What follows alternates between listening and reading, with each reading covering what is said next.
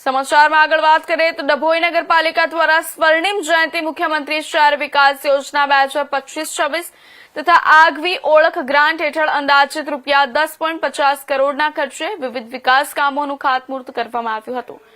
નગરપાલિકાના ward number 1 થી 10માં road, રસ્તા, પેવર બ્લોક તેમજ નવનિર્માણ થનાર ઓડિટોરિયમ માટે પ્રોટેક્શન વોલ જેવા મહત્વપૂર્ણ વિકાસ કાર્યો હાથ ધરવામાં આવનાર છે। આ તમામ વિકાસ કાર્યોનું ખાતમુહૂર્ત ડભોઈ મત વિસ્તારના ધારાસભ્ય શૈલેષ મહેતાના વરદ હસ્તે કરવામાં આવ્યું હતું। આ પ્રસંગે નગરપાલિકા પ્રમુખ બિરેન શાહ, શહેર પ્રમુખ દીક્ષિત દવે સહિત મોટી સંખ્યામાં કોર્પોરેટરો તેમજ ભારતીય જનતા પાર્ટીના હોદ્દેદારો ઉપસ્થિત રહ્યા હતા। નગરના વિવિધ વિસ્તારોમાં આ વિકાસ કાર્યો થવાથી સ્થાનિક નાગરિકોને સુવિધા મળશે અને શહેરના આધુનિક વિકાસને વધુ વેગ મળશે તેવી આશા વ્યક્ત કરવામાં આવી હતી। નગરપાલિકામાં આજરોજ વિવિધ રસ્તાના કામોનું ખાતમુહૂર્ત કરવામાં આવ્યું છે।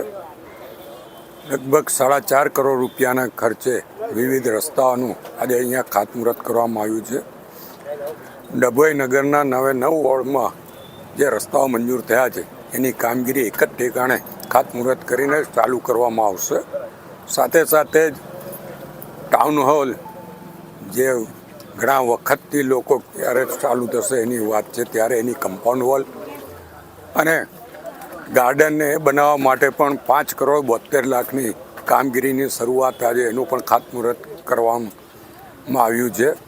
આમ કરીને લગભગ 11 કરોડ રૂપિયા જેટલા કામો આજે મંજૂર થયા છે અને એના ખાતમુહૂર્તો કરવામાં આવે છે। હું ડભોઈ નગરના તમામ નગરજનોને અભિનંદન આપું છું, શુભેચ્છા આપું છું ને આના થકી લોકોની જે લાગણી અને માંગણી હતી એ પૂર્ણ થશે।